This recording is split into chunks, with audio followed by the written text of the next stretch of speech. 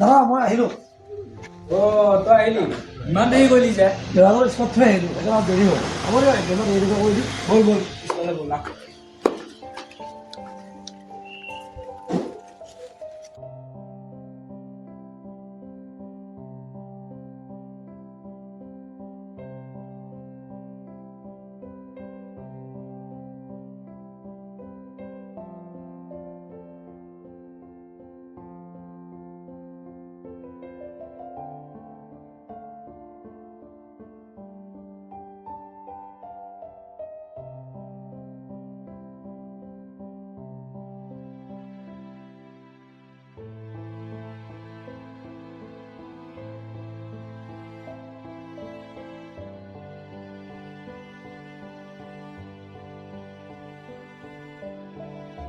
দাদা মোৰ কাম হৈ গ'ল।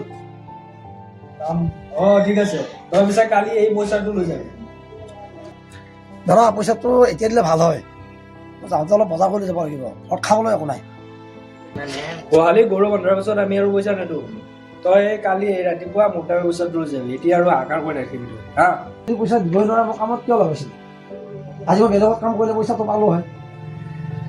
কি এবাৰ ক'লে বুজি নাপাওঁ নেকি বেছি পেট পাই থাকিলে পাব লগাটো নিদিওঁ কিন্তু হ'ব দাদা, আপুনি টকা পইচা নিদিলেও হ'ব, কিন্তু আপুনি মোৰ লগত যিটো ব্যৱহাৰ কৰিলে সেইটো জানো আলৰ নকল নকৰে। এনেও যিবিলাক টকা পইচাৰ সাই সম্পত্তি থকা মানুহ সেইবোৰৰ অহংকাৰতে মৰে, কিন্তু আমিও মানুহ হয়, আমাৰ নিচিনা মানুহ এনেকুৱা ব্যৱহাৰ কৰিব নালাগে।